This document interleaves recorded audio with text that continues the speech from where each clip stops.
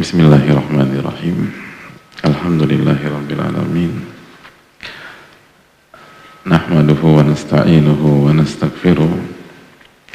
Wa na'udzu billahi min shururi anfusina wa min sayyiati a'malina. Man yahdihillahu fala mudilla lahu wa man yudlil fala hadiyalah. Nashhadu an la ilaha illallah wahdahu la syarika lah. Wa anna Muhammadan abduhu wa rasuluhu la nabiyya ba'dah. Wa nusalli wa nusallim wa nubarik ala nabiyyina Muhammadin wa ala alihi wa sahbihi wa nasara ala nahjihi bi ihsanin ila yaumidin wa ba'd.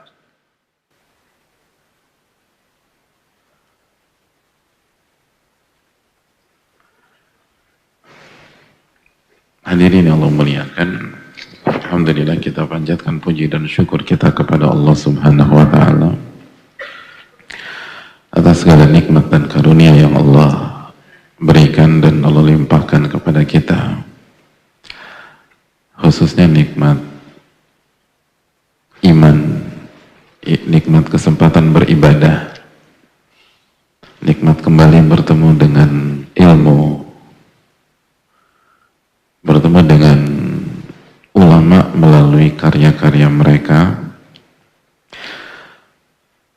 lalu juga bertemu dengan teman-teman sefrekuensi yang ingin memperbaiki diri, ingin mendapatkan ilmu yang bermanfaat. Ini adalah kenikmatan.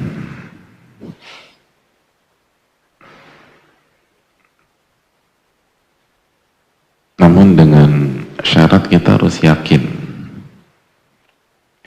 dengan apa yang kita pelajari. Apabila itu berasal dari Al-Quranul Karim dan Sunnah Nabi Sallallahu Alaihi Wasallam.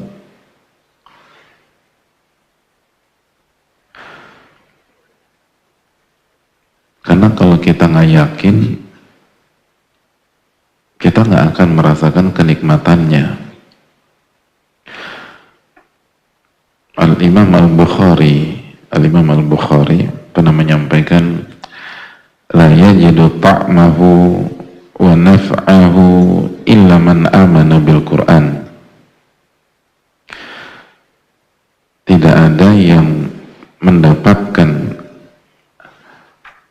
kenikmatan Al-Quran, kenikmatan ilmu dan manfaat dari Al-Quran, manfaat dari ilmu, kecuali orang yang benar-benar beriman dan meyakini ayat-ayat tersebut. Jadi kalau kita nggak yakin, kita nggak akan merasakan kenikmatannya dan nggak akan bermanfaat juga. Gitu loh. Pulang dari kajian cuman jadi bahan diskusi, obrolan, udah nguap begitu. Kalau kita ingin pulang ke rumah dengan membawa iman, membawa keberkahan, membawa semangat, pulang dari kajian membawa optimisme, membawa husnuzan, membawa baik sangka, membawa energi, membawa spirit, maka kita harus imani apa yang kita pelajari. Itu syarat. Kalau kita nggak imani, udah pulang gitu-gitu aja. Tapi orang yang mengimani itu pulang tuh semangat dia tuh, jamaah. Karena imannya nambah. Jadi pulang, pergi misalnya, keluar dari rumah imannya, misalnya kalau diangkakan 60, pulang tuh jadi 70, 80 gitu. Kan wa idza tuliyat alaihim ayatuhu zadathum imana. Orang-orang beriman tuh kalau dibacakan ayat-ayat Allah, imannya nambah. Di mana dan majelis ilmu lah tempat dibacakan ayat-ayat Allah. Di masjid lah tempat dibacakan ayat-ayat Allah. Jadi pulang tuh energi, semangat, punya harapan gitu. Yang awalnya udah kayaknya gue nih madesu deh. Kenapa lo? Iya gue nih ditolak lagi. Ini udah ditolak ke 38 misalnya. Tapi begitu dapat ini semangat dia. Gak apa-apa.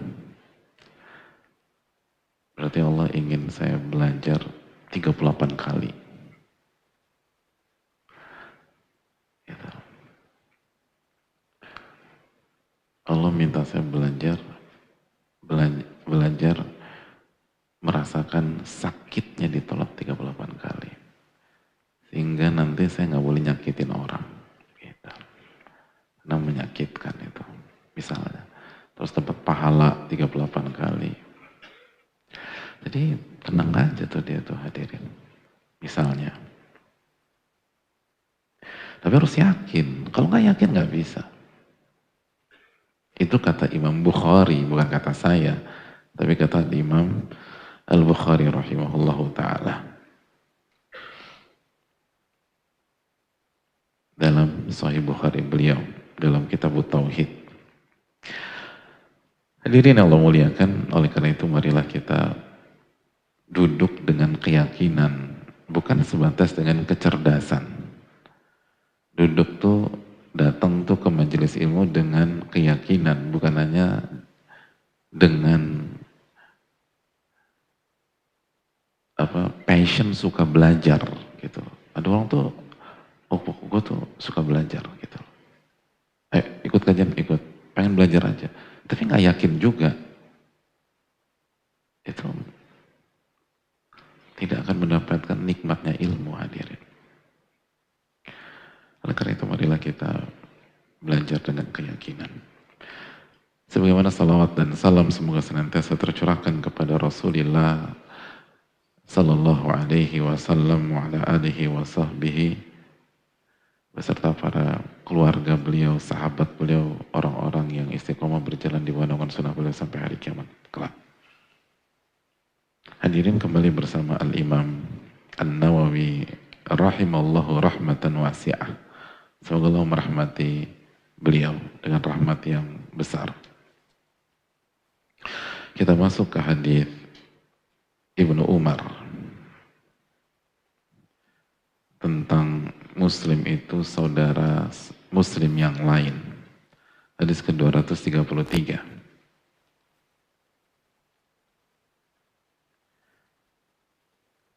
Baik, mari kita dengar redaksi hadisnya. Tafadhal. Oh ya. Bismillahirrahmanirrahim. Alhamdulillahi Rabbil Alamin. Thumma salatu wassalamu ala nabiyyina Muhammadin wa ala alihi wa ashabihi ajma'in. Allahumma ighfir lana wa li ustadhina wa li walidayhi wa li mashayikhihi wa lil muslimina ajma'in. Qala al-imam Muhyiddin Abu Zakaria يحيى بن شرف بن مري بن حسن بن حسين النووي رحمه الله تعالى وعن ابن عمر رضي الله عنهما أن رسول الله صلى الله عليه وسلم قال المسلم أخو المسلم لا يظلمه ولا يسلمه من كان في حاجة أخيه كان الله في حاجته ومن فرج عن مسلم كربة فرج الله عنه بها كربة من كرب يوم القيامة ومن ستر مسلما ستره الله يوم القيامة متفق عليه. بسم الله الحمد لله والصلاة والسلام على سيدنا رسول الله صلى الله عليه وسلم. Semoga Allah merahmati Imam Nawawi, merahmati orang tua beliau, keluarga beliau. Semoga Allah merahmati para ulama kita, ahli ilmu kita. Dan semoga Allah merahmati seluruh kaum muslimin dan kita semua. Amin ya rabbal alamin. Hadirin Allah muliakan, dari Ibnu Umar radhiyallahu ta'ala anhuma, dari Ibnu Umar radhiyallahu ta'ala anhuma, semoga Allah meridai beliau dan ayah beliau Umar bin Khattab radhiyallahu ta'ala anhu.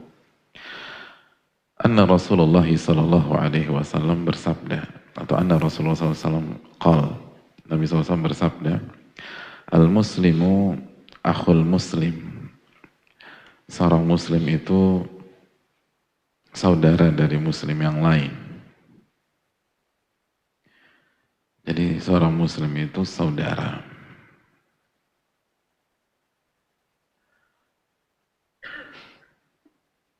La yadlimuhu,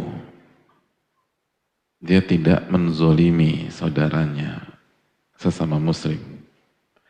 Wala yuslimuhu, dan dia tidak serahkan saudaranya ke pihak yang ingin menyakiti saudaranya tersebut. Nanti kita jelaskan biidznillah dengan pertolongan Allah. Man kana fi hajati akhi, kana Allahu fi hajatihi. Barang siapa yang memenuhi atau menyelesaikan hajat saudaranya, niscaya Allah akan menyelesaikan hajatnya. Wa man farraja an muslim kurbatan farrajallahu anhu biha kurbatan min kurabi yaumil qiyamah. Barang siapa yang melapangkan kesulitan seorang muslim, maka Allah akan lapangkan dan mudahkan kesulitannya pada hari kiamat. Wa man satara musliman satarahullahu yaumal qiyamah. Barang siapa yang menutupi aib seorang muslim, niscaya Allah akan tutupi aibnya pada hari kiamat. Muttafaqun alaih. Hadis ini dikeluarkan oleh Imam Al-Bukhari dan Muslim. Hadis yang sederhana, simple, tapi dalamnya minta ampun hadirin. Ini salah satu prinsip bersaudara, prinsip bergaul sesama muslim. Pelajaran yang bisa kita petik yang pertama, ulama menjelaskan bahwa Nabi Sallallahu Alaihi Wasallam dengan tegas mengatakan sesama muslim saudara. Sesama muslim saudara. Al-muslim akhul muslim. Muslim itu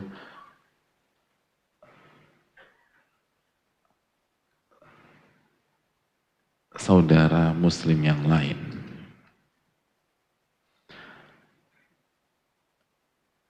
Allah berfirman dalam surat Ali Imran ayat 103, فَأَصْبَحْتُمْ بِنِعْمَتِهِ إِخْوَانًا.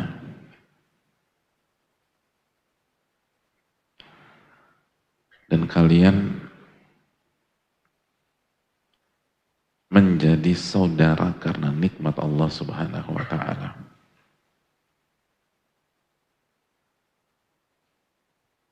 Jadi kalian tuh menjadi saudara dengan nikmat dari Allah.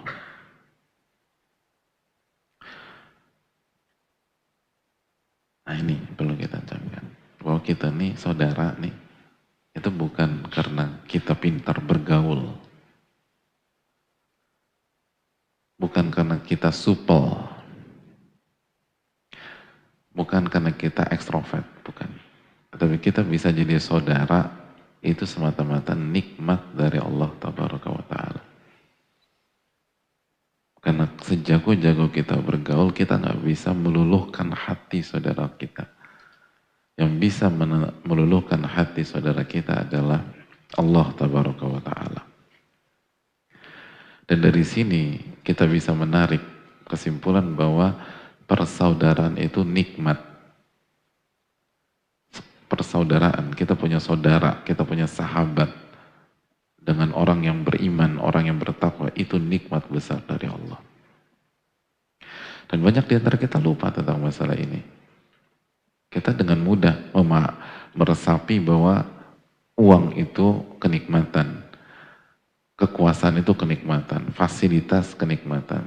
Tapi teman, sahabat atau saudara jarang ada yang anggap itu sebuah kenikmatan. Bahkan sebagian mengorbankan saudaranya demi ambisi pribadinya, dan itu fatal, itu kufur nikmat. Itu bukan hanya tentang pengkhianatan kepada saudara kita, bukan tentang menzolimi saudara kita, tapi itu kufur nikmat kepada Allah. Allah kasih Anda saudara, lalu Anda korbankan saudara Anda. Itu kufur nikmat. Dan orang yang kufur nikmat kena surat Ibrahim ayat 7, la in syakartum la azidannakum wa la in kafartum inna azabi lasyadid. Jika Anda bersyukur, aku akan tambah nikmat tersebut. Tapi kalau Anda kufur nikmat, azabku sangat pedih. Maka orang yang mengkhianati saudaranya, jahat sama saudaranya, bahkan mengorbankan saudaranya, gibahi saudaranya, fitnah saudaranya, dia akan hidup tersiksa. Inna azabi lasyadid. Azabku sangat pedih. Yang pernah sekali-kali menyakiti. Dan ini kan punya hubungan erat dengan yang sebelumnya. Man shalla salata subhi fahuwa fi dhimmatillah. Barang siapa yang salat subuh maka dia dalam jaminan Allah. Maka jangan dizolimi. Sehingga Allah akan kejar Anda. Allah akan nuntut Anda.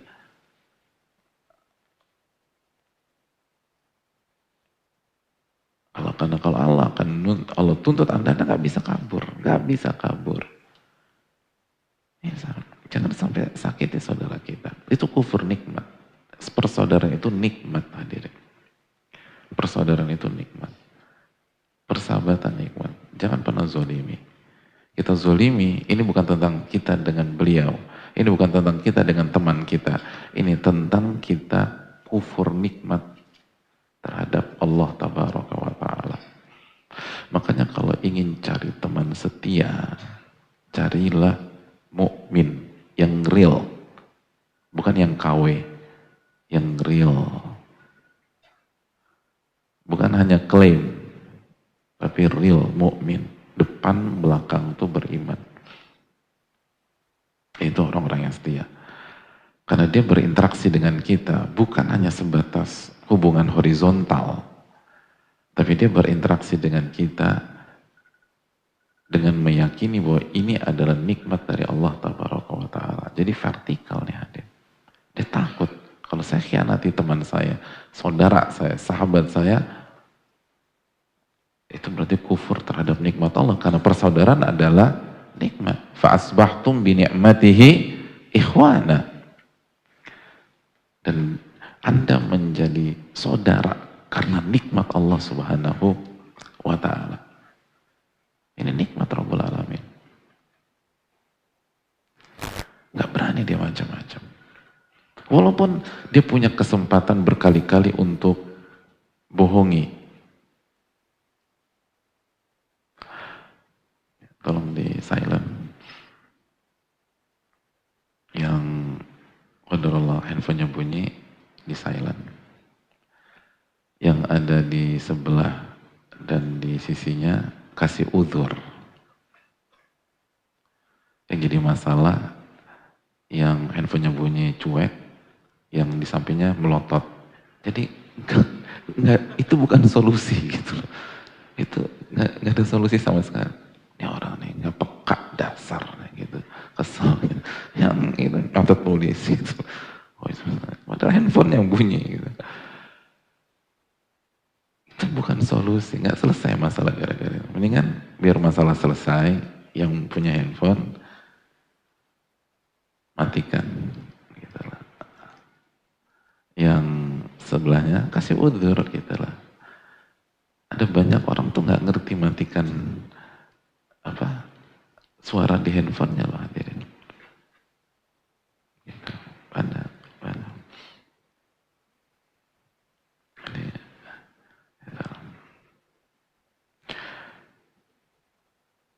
Ini saudara. Jadi muslim yang satu dengan muslim yang itu saudara. Dan ini susah loh.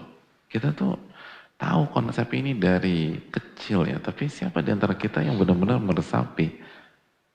Butuh pertolongan Allah benar-benar. Kita nih lalai. Sangat lalai dalam masalah ini. Jangankan sama saudara yang kita nggak kenal, sama saudara yang kita kenal aja lalai. Kita masih ngomongin, kita masih gibahin dia.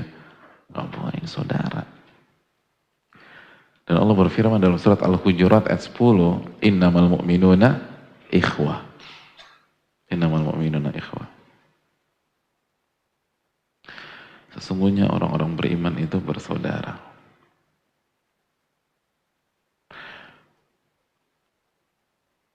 Nih kalau kita benar-benar bisa menerapkan ini luar biasa loh hadirin.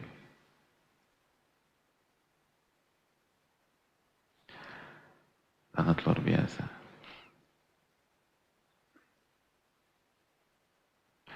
Walaupun mungkin sedikit, tapi ini konsep tuh konsep yang mahal. Kami pernah di sebuah tahun, waktu di Arafah, itu nggak ada tenda. Padahal nggak dapet tenda. Akhirnya untuk sementara waktu numpang di tendanya orang Cina, gitu. Jamaah haji Cina. Sampai mau menjelang zawal, menjelang zuhur, yang harusnya wukuf, nggak ada tenda. Akhirnya kita siap-siap wukuf di outdoor, dan suhu 50 derajat loh kurang lebih ada. Nggak mudah bagi jamaah. Mungkin yang sudah terbiasa di Middle East mungkin ini, tapi yang nggak terbiasa sama sekali. Terus pakai pakaian ihram, nggak ada ini segala macam, terus kena matahari 50 derajat, itu berat hadirin. Terus dia mau doa sampai maghrib, kalau cuman kena 50 derajat 5 menit, 10 menit, 20 menit tuh biasa. Tapi kalau mau sampai maghrib, itu berat. Orang bisa dehidrasi, bisa pingsan, bisa bahaya. Itu pas kita siap-siap untuk wukuf di tempat terbuka, itu koordinator orang Cinanya panggil, terus saya ketemu beliau. Ternyata beliau bisa bahasa Arab, koordinatornya itu. Terus kata beliau, jamaah antum di tenda kita aja. Simpel, dia cuma ngomong 2. Jamaah antum di tenda kita aja. Innamal mu'minuna ikhwah. Oh itu dalam. Sesungguhnya mukmin itu saudara. Itu 2 kalimat itu sampai detik ini saya ingat banget. Dan jamaah yang ada ingat banget. Cuma 2 kalimat. Gak bicara macam jamaah antum di tenda kita aja. Innamal mu'minuna ikhwah. Mukmin itu saudara. Itu.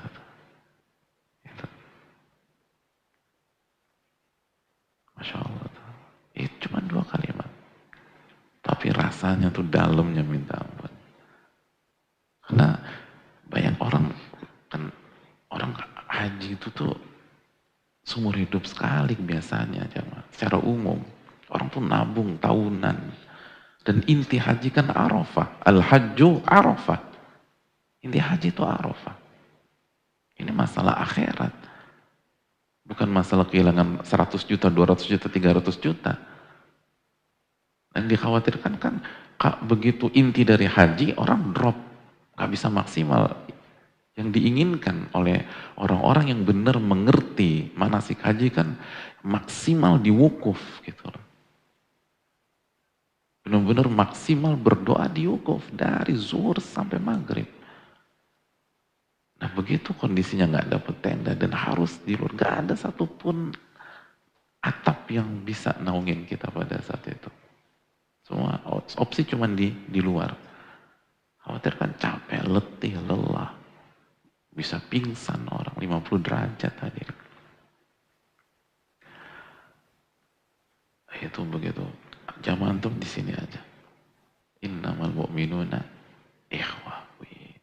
Itu seperti dapat air dingin di tengah Sahara. Luar biasa. Sampai detik ini kita ingat kebaikan beliau tuh. Jamaah haji dari Cina itu, Masya Allah. Orang Cina tuh hadir, Masya Allah. nggak kenal.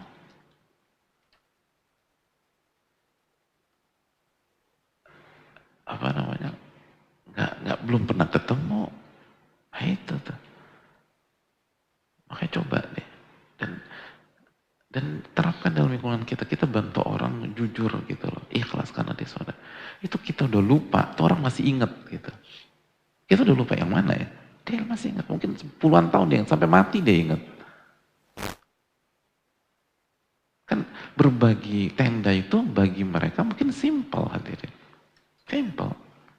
Bukan sebuah, cuman bilang 2 kalimat doang kok. Jam antum di sini aja. Innamal mu'minuna ikhwah. Gak ada effort, gak terlalu besar bagi pihak beliau ya. Tapi ketulusan, kebersamaan, persaudaraan itu kan yang membuat orang itu tuh bisa terharu, bahkan menangis. Karena mahal hadirin. Persaudaraan itu mahal. Itu Abu Bakar As-Siddiq, radhiyallahu Umar, Uthman, orang-orang besar itu meninggalkan Mekah dengan seluruh asetnya, kekayaannya untuk apa? Salah satunya untuk bisa hidup sama saudara dan mengamalkan keyakinan mereka dan agama mereka sama saudara. Kalau sendiri nggak usah ke Madinah, jangan ke Madinah, Abu Bakar ke Dubai aja misalnya. Aku mau ke Dubai aja deh. Ini kan sama saudara penting. Nah seringkali kita lupa tentang itu. Rugi, hidup cuma sekali loh. Masa kita nggak pernah ngerasain hidup bareng saudara. Rugi aja. Nikmat, bener nikmat. Digituin sedikit aja nikmat banget. Baik banget nih, Masya Allah.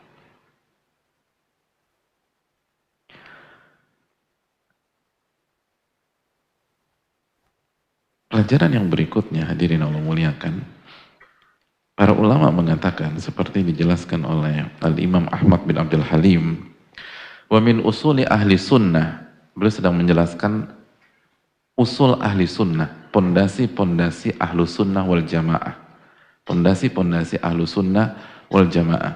Nah di antara pondasi-pondasi ahlu sunnah wal jamaah, catat baik-baik, bal ukhuwatul imaniyatu thabitatun ma'al ma'asi. Persaudaraan seiman, artinya muslim, saudara muslim, itu berlaku bersama maksiat. Maksudnya apa? Maksudnya ketika saudara kita tergelincir dalam maksiat, itu bukan berarti persaudaraan putus. Yang penting. Ketika saudara kita terjatuh ke dalam maksiat, terjatuh dalam kemungkaran, khilaf misalnya, itu bukan berarti persaudaraan gugur, bukan. Dan ini konsep penting, karena banyak di antara kita terlalu idealis sama saudaranya. Maka begitu saudaranya melakukan kesalahan, putus hubungan. Saya nggak terima, bikin malu, saya kecewa. Terlebih lagi apabila kemaksiatan tersebut berkaitan dengan hak kita, itu susah kita terima persaudaraan kayak gitu. Jadi maksiat yang dia lakukan itu berkaitan dengan hak kita. Mungkin kita ditipu, kita digibahi, kita diomongi, kita difitnah. Ada orang dia bicara tentang kita perlu itu bohong. Itu untuk menerima dia saudara kita, itu berat. Padahal disitulah ujian keikhlasannya. Benarkah kita mencintai dia dan menganggap dia saudara karena Allah atau karena kebaikan personal dengan kita? Jadi ketika antum disakiti oleh saudara antum, sahabat antum, langsung ingat, ini ujian keikhlasan. Ini makom tinggi nih hadirin, makom tinggi. Ini ujian keikhlasan. Apakah selama ini kita anggap dia saudara karena kebaikan secara personal, horizontal, atau kita menyayangi dia hubbu fillah wa bughdhu fillah, cinta karena Allah dan benci karena Allah. Mungkin ada yang bertanya, kalau gitu kita harus senang dengan maksiatnya Ustaz. Kan fitnah itu dosa dan kita harus barok sama dosa, harus berlepas diri dari dosa. Setuju. Kita benci kemaksiatannya sesuai dengan kadar kemaksiatan tersebut. Jadi harus ada rasa benci. Kita nggak suka, karena dia maksiat, gue nggak suka sama lo maksiat. Tapi ketidaksukaan kita sesuai dengan kadar dosanya. Kalau dosanya 60%, 60%. 40% harus ada rasa saudara. Dan 40% itu yang membuat kita misalnya menasehati dan seterusnya. Sehingga nambah lagi beriring dengan taubatnya dia kepada Allah. Kalau maksiatnya 30%, ya 30%. Dari sini terbukti ketika persahabatan, persaudaraan berjalan bertahun-tahun. Dan bertahun-tahun isinya kebaikan bersambut kebaikan. Kebaikan bersambut kebaikan, berkebaikan bersambut kebaikan. Lalu di tahun ke-21 misalnya, salah satu pihak melakukan blunder, melakukan kehilafan, lalu persahabatan dan blunder dan kesalahan itu misalnya 30%, lalu persahabatan berakhir secara mutlak, maka ketahuilah selama 20 tahun itu kita bersahabat bukan karena Allah. Kita bersaudara bukan karena Allah, tapi karena kepentingan pribadi. Dan ketika kepentingan pribadi itu diusik, kita nggak terima, dan akhirnya kita lupakan firman Allah, innamal mu'minuna ikhwah. Kita lupakan sabda Nabi SAW, al-muslim akhul muslim. Kita lupakan pondasi ahlus sunnah wal jamaah. Itu ujian keikhlasan dan kesabaran. Bisa nggak kita ikhlas dalam menyikapi saudara kita yang melakukan blunder kesalahan, khususnya berkaitan dengan hak kita. Dan ini masalah hati. Karena bisa jadi mungkin kita batalkan beberapa sisi, tapi kita tetap sayang sama dia. Cuman ketika kita tahu ternyata dia begini, maka seluruh beberapa sisi-sisi yang berkaitan dengan kelemahannya kita cut-cutin. Tapi bukan berarti kita berhentikan seluruh persaudaraan kita dengan dia. Dan Allah berfirman dalam surat Al-Furqan ayat 20, وَجَعَلْنَا بَعْضَكُمْ لِبَعْضٍ فِتْنَةً أَتَصْبِرُونَ وَكَانَ رَبُّكَ بَصِيرًا. Dan kami jadikan interaksi di antara kalian sebagai ujian. Ujian apa? Atasbirun, sabar nggak ngadepin itu. Ikhlas apa tidak menghadapi itu. Wa kana rabbuka basira. Lihat closingnya adalah wa kana rabbuka basira. Dan Rabbmu maha melihat. Allah melihat bagaimana respon kita terhadap blunder saudara kita. Allah melihat respon kita terhadap kesalahan saudara kita. Bukan hanya Allah melihat kesalahan saudara kita dan blunder saudara kita tersebut. Semuanya dilihat oleh Allah Tabaraka wa Ta'ala. Maka fokuslah ke Allah dan penglihatan Allah dibanding fokus ke hawa nafsu kita yang merasa disakiti, kecewa, dan akhirnya merespon dengan liar, dengan emosi, dan itu semua dilihat oleh Allah Tabaraka wa Ta'ala.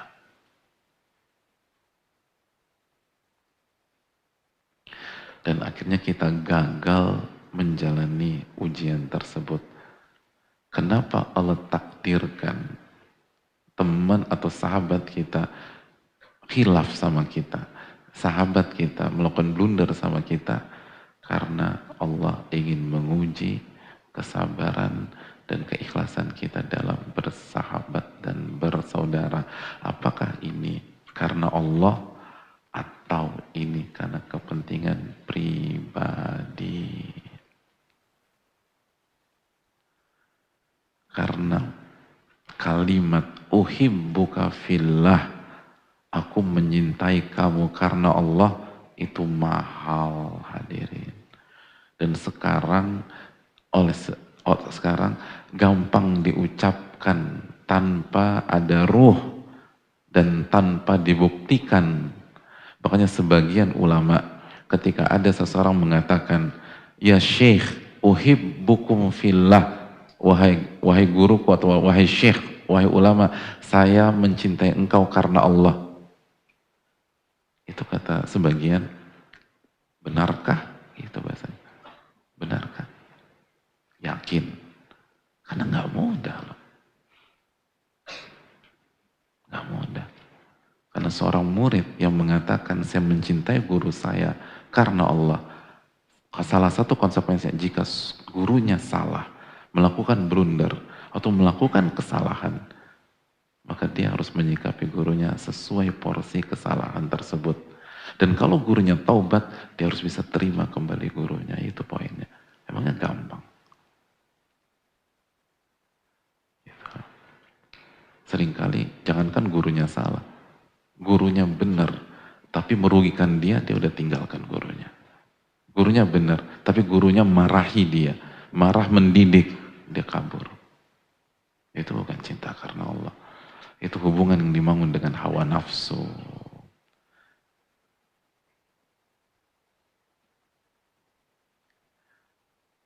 Itu poinnya hadirin. Jadi al-muslim, akhul muslim itu dalam, nggak mudah. Dan akan diuji, itu yang perlu kita catat, akan diuji. Waja'alna ba'dukum li ba'din fitnatan atasbirun. Kami jadikan interaksi di antara kalian sebagai ujian. Sebagai ujian. Itu yang seringkali kita lupakan.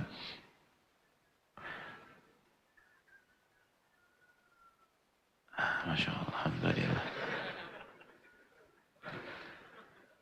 Ya. Berarti udah subuh ya, udah pagi nih.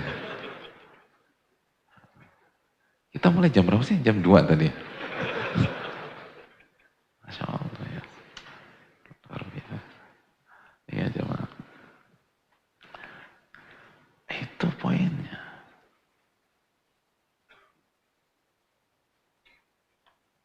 Dan coba,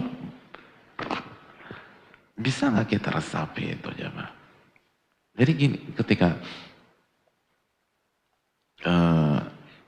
kita lagi dekat, misalnya kita lagi dekat dengan seseorang, yang sebelumnya kita nggak dekat, mungkin karena ketemu di pengajian atau di lingkungan kerja atau dan orangnya baik. Siapa di antara kita? Alhamdulillah saya akhirnya ketemu dengan seseorang yang semoga menjadi sahabat sejati saya, sahabat seperjuangan untuk mencari ridha Allah. Dan di waktu yang sama saya sadar bahwa beliau pun memainkan peran sebagai ujian bagi saya. Ujian. Semoga Allah Subhanahu wa taala memberikan taufik kepada saya untuk bisa melewati ujian selama saya bersahabat dengan orang tersebut gitu. Ujian. Makanya lihat Rasulullah SAW. Kesalahan sefatal apapun sahabat yang dilakukan sahabat beliau, gak pernah melunturkan ukhuwah imaniyah ini. Gak pernah. Walaupun kesalahan-kesalahan para sahabat tersebut sebagiannya merugikan beliau. Tapi gak pernah. Ukhuwah itu tetap kokoh. Karena Nabi SAW adalah manusia yang paling ikhlas di dunia. Dan ikhlas beliau bukan hanya ketika beliau sholat, bukan hanya ketika beliau puasa, bukan hanya ketika beliau berzikir, tapi ketika beliau bersaudara dan bersahabat.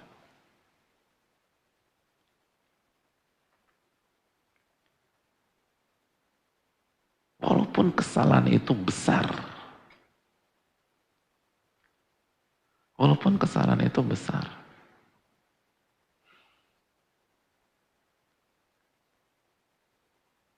Contoh banyak. Ketika Ma'iz khilaf lalu berzina. Belum enggak menyikapi lepas kontrol. Ini zina dosa besar hadirin. Justru beliau bilang, taubatlah kepada Allah. Gitu. Suruh taubat. Begitu juga ketika Ghamidiyah, wanita Ghamidiyah, ada seorang sahabiat wanita khilaf berzina, Ghamidiyah. Atau Juhaina. Belum enggak marah. Bukan membenarkan juga, beliau suruh taubatlah kepada Allah. Lihat bagaimana kejujuran dan ketulusan sampai-sampai sahabat, murid-murid beliau, radhiyallahu anhu, begitu melakukan kesalahan fatal, itu lapornya ke beliau, sallallahu alaihi wasallam. Anak tanya sama antum, antum pernah nggak buat, antum bandel dulu, habis bandel lapornya ke guru antum. Nah, di sekolah. Lu mau kemana? Istirahat ke kantin yuk? Enggak. Lu mau kemana? Guru BP, guru BK. Mau ngapain? Aku mau lapor. Kemarin gue cabut. Gitu. Ada? Coba jujur. Enggak ada. Mana ada begitu? Itu para... Lah qadar Allah. Apa? Qadar Allah masyafal. Belum. Satu dua mereka jatuh pada zina. Zina fatal hadirin. Tapi lapor ke beliau sallallahu alaihi wasallam. Karena apa? Karena persaudaraan itu tuh dibangun di atas ketulusan. Dan beliau nggak ngamuk. Beliau nggak marah-marah sama Ma'iz.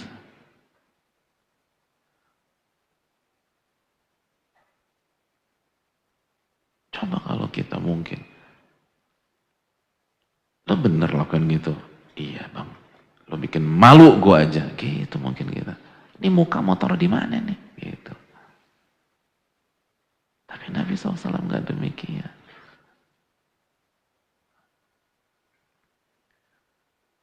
Anda tobat lagi. Tobat, suruh tobat. Karena dengan tobat dosanya hilang. Adapun kalimat-kalimat sudah bikin malu gue aja. Muka gue mau taruh di mana? Emang dosa bisa hilang gara-gara kalimat demikian? Gak bisa. Sallallahu alaihi wasallam. Itu hadir.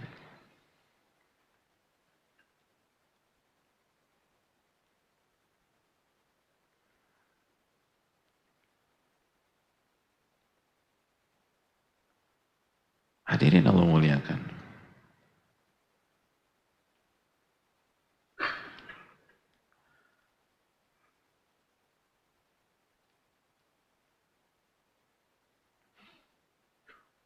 Ketika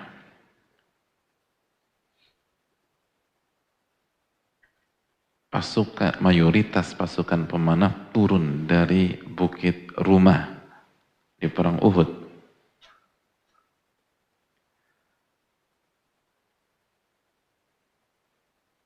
hadirin, padahal Nabi SAW udah wanti-wanti, jangan ada yang turun, jangan ada yang turun.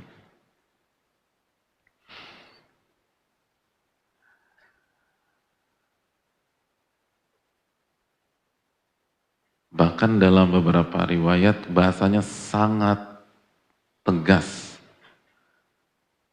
Diriwayatkan sampai dibahasakan, walaupun kalian melihat kami wafat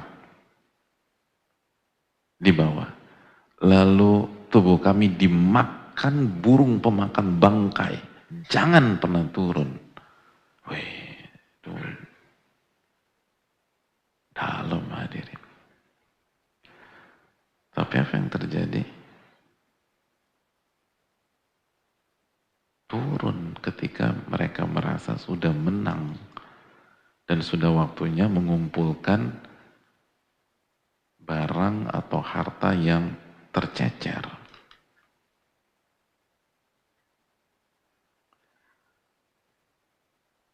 Dan akhirnya itu menjadi blunder besar.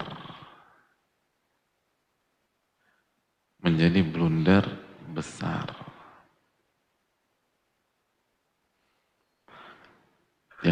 Yang awalnya kemenangan sudah ada di depan mata, itu bisa berbalik. Dan akhirnya kita tahu apa yang terjadi di perang Uhud. Apa yang terjadi di perang Uhud?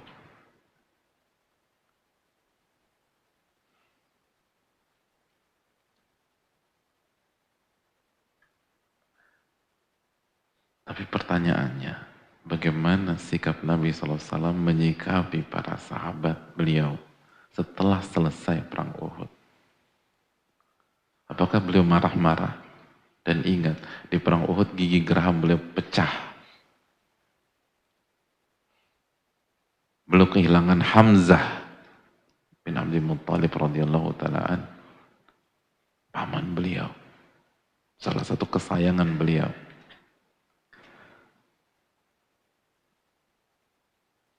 Jawabannya enggak. Bahkan beliau menyampaikan firman Allah dalam surat Ali Imran, wala tahinu wala tahzanu wa antumul a'launa in kuntum mu'minin. Jangan terpuruk, jangan down, jangan sedih. Kalian itu tinggi jika kalian beriman kepada Allah. Hadirin yang Allah muliakan. Bisa nggak Nabi SAW menyimpan dulu tuh ayat? Udah deh, gak usah anak sampein. Biar jadi pelajaran buat mereka. Bisa kan? Bisa aja. Akhirnya gak disampaikan dulu tuh ayat. Sampai tenang, mereka feeling guilty. Baru udah deh, kasih. Tapi enggak.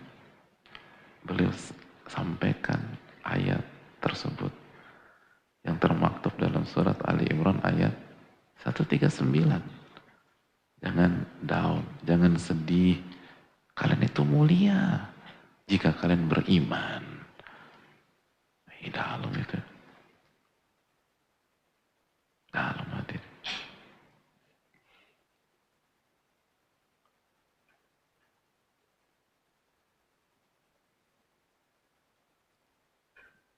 Hatib. Masih ingat kisah haditsnya Hatib ketika beliau melakukan blunder, ingin membocorkan rencana Nabi SAW membuka kota Mekah kepada keluarga beliau di Mekah yang bisa bocor ke orang-orang musyrik Quraisy dan akhirnya bisa terjadi pertumpahan darah dan bisa jadi Nabi SAW terancam nyawa beliau dan para sahabatnya. Ingat kisah itu? Jadi Nabi SAW kan ingin membuka kota Mekah. Lalu beliau dapat wahyu bahwa Hatib menyuruh seorang wanita untuk pergi ke Mekah juga untuk mengkasih tahu bahwa Nabi akan membuka. Dan kalau itu terjadi, sangat besar kemungkinan berita itu bukan hanya didengar oleh keluarganya Hatib di sana, tapi akan bocor ke yang lain. Lalu Nabi SAW meminta sebagian sahabat seperti Ali untuk mengejar wanita itu dan benar disembunyikan beritanya. Lalu Nabi SAW datang ke Hatib. Itu Umar bin Khattab kan udah marah, hadirin. Kata Umar, saya eksekusi ya Rasulullah. Karena ini tuh apa yang dilakukan Hatib itu sulit dibedakan dengan sulit dibedakan dengan manuver seorang mata-mata dan pengkhianat. Ya nggak sih? Antum lagi itu terus dibocorin. Itu yang belain Hatib siapa? Umar udah mau eksekusi, hadirin. Nabi SAW, jangan ya Umar. Hatib itu ahli Badar. Ahli Badar. Ahli Badar gak mungkin munafik. Ahli Badar nggak mungkin mata-mata. Ahli Badar nggak mungkin pengkhianat. Mungkin dia, coba kita tanya dulu dia, mungkin ada alasan. Benar, ada alasan dan beliau bukan pengkhianat. Walaupun apapun alasan itu nggak bisa dibenarkan, karena sangat beresiko, itu blunder fatal. Tapi lihat bagaimana Nabi SAW menyikapi Hatib. Saudara hadirin. Sikap saudara di level tertinggi. Makanya nggak heran kenapa para sahabat Nabi SAW itu rela mati buat beliau. Dalam arti untuk membela beliau.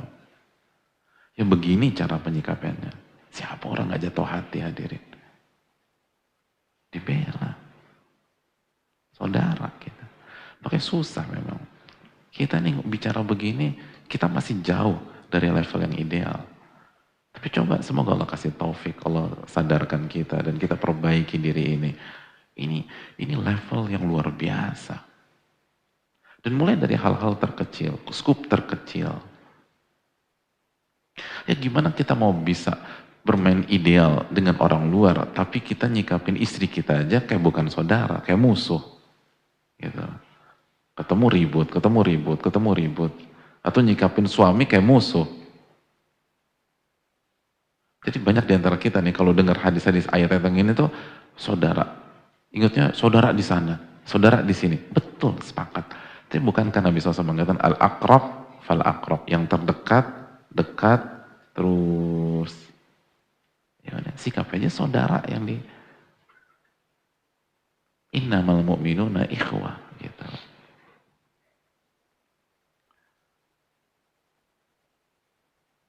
Hadirin, itu yang perlu kita camkan.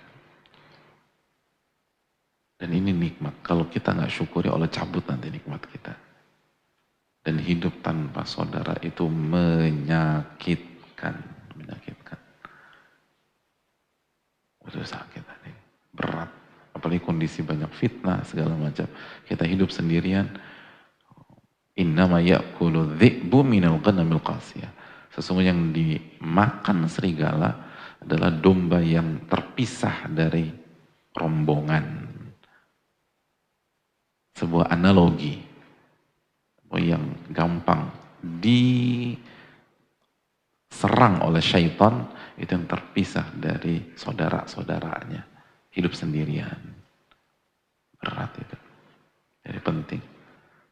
Ini kesempatan kita bangun persaudaraan yang solid dan saling memberikan udzur kepada yang lain. Ingat, kita bersaudara dengan makhluk yang lemah, manusia lemah. Wa khuliqal insanu dha'ifa. Manusia itu lemah. An-Nisa 28. Kita bersaudara dengan makhluk yang suka lupa. Sumyal insanu insanan linisyanihi, kata para ulama. Manusia itu dinamakan insan dari kata-kata nisyan, suka lupa dia nih. Suka lupa.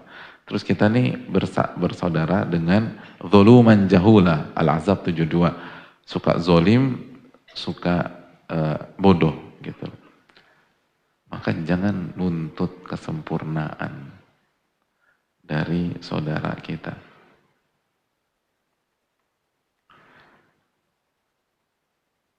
Jangan nuntut kesempurnaan dari saudara kita. Kita yang sengsara nanti. Kita yang sengsara. Diriwayatkan dari Fudail bin Iyad, man talaba akhan bila aibin baqiya bila akhin. Barang siapa yang mencari saudara tanpa ada aib, tanpa ada kekurangan, tanpa ada blunder, tanpa ada kekhilafan, maka dia akan hidup tanpa saudara. Nggak ada saudara. Karena nggak ada saudara kayak begitu.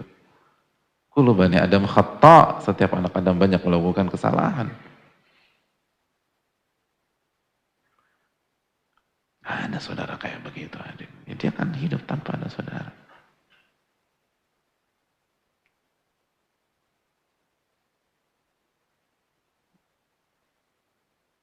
Iya. Kalau kita bersaudara, setiap ada kesalahan kita ceritakan, masa aib saudara kita ada, maka kita ceritakan, maka kita nggak akan punya saudara. Kata para ulama apa? Orang yang menceritakan aib saudaranya di hadapan Anda, maka besok dia akan menceritakan aib Anda di hadapan orang lain. Gitu. Jadi jangan senang dulu, dia percaya sama gue nih, semuanya diceritain. Iya, besok lo yang diceritain sama dia. Kan dia nggak bisa jaga lisan. Dan emang ketika Anda berteman sama dia, Anda tampil perfect. Nggak mungkin, kita pendosa. Aku udah deket loh sama dia ceritain semuanya.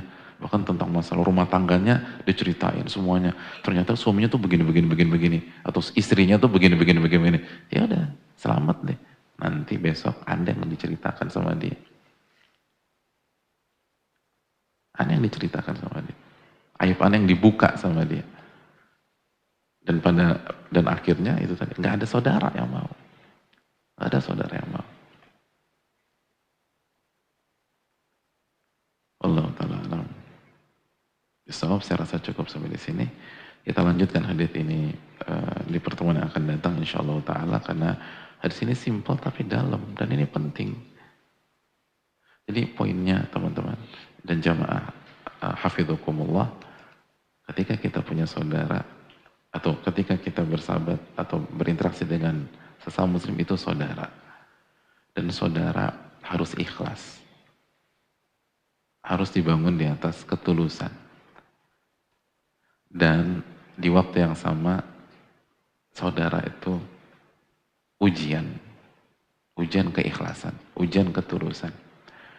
Dan kalau kita bisa melewati itu dengan jujur dan ikhlas dan sabar, maka kita akan dapatkan kebahagiaan, kita akan mendapatkan ketenangan. Ya, itu benar, nikmat, sangat nikmat. Makanya kalau bersahabat dan bersaudara itu selalu berpikir kewajiban kita, bukan nuntut hak kita sebagai saudara dan sahabat. Selalu berpikir kewajiban. Makanya nanti kita lihat hadisnya. La yadhlimuhu wa la yuslimuhu wa man kana fi hajati akhi kana Allah fi hajatihi. Lihat narasi yang dibangun sama Nabi SAW. Jangan zolimi dia. Dan jangan serahkan dia sama orang yang jahat sama dia. Lalu tunaikan hajat-hajat dia. Lalu uraikan masalah dan kesulitannya. Dan tutup aibnya. Lihat. Nabi ingin menjelaskan bahwa tugas kita sebagai saudara ya ini. Jangan zolimin. Jangan serahkan dia. Terus bantu sesuai kemampuan. Lalu tutup aibnya. Jadi Nabi ingin menjelaskan konsep bahwa persahabatan dan persaudaraan dalam Islam itu spiritnya adalah menunaikan hak saudara kita, menunaikan kewajiban kita. Yang bikin kita berantakan adalah ketika persahabatan dan persaudaraan dibangun di atas pondasi nuntut hak dari sahabat dan saudara. Siap-siap kecewa. Karena apa? Karena selama saudara kita, sahabat kita manusia, kullu bani Adam khata'. Setiap anak Adam banyak melakukan kesalahan. Jadi isinya makan ati terus. Dan gak ada ampela, gak ada cakwe, apalagi bubur ayam, gak ada. Makan ati terus. Kenapa? Karena Anda salah konsep. Anda baru bahagia dan merasakan kenikmatan persahabatan ketika basicnya adalah spirit memberi, melayani, tidak menzolimi, ngejaga, menutup aibnya, kasih uzur, dan hak-hak dia. Begitu konsep dibalik, maka yang ada adalah kalimat-kalimat, lo tega ya sama gue, itu lo tega sama gue. Gue gak nyangka lo seperti itu. Allah khianatin gue terus. Hadirin yang namanya manusia. Wong Robnya aja suka lupa, apalagi kita. Robnya aja suka lupa nih. Lalu kita berpikir dia akan ingat terus sama kita, ya nggak bisa lah hadirin. Wong Robnya aja dia suka dilupain. Udah kasih udzur aja. Ingetin baik-baik gitu. Ini bisa disampaikan, sudah jam segini ya. Saya rasa cukup. Semoga Allah memberikan taufik kepada kita dan mengampuni segala khilaf kita. Rabbana taqabbal minna. Dan semoga kita bisa memperbaiki persahabatan dan persaudaraan di antara kita. Pastinya kita banyak salah, banyak dosa, nggak pintar dalam menunaikan hak saudara kita. Semoga Allah ampuni ini semua. Dan semoga kita bisa menjadi saudara yang jauh lebih baik lagi. Subhanakallahumma wa bihamdika, asyhadu an la ilaha illa anta, astaghfiruka wa atubu ilaik. Assalamualaikum warahmatullahi wabarakatuh.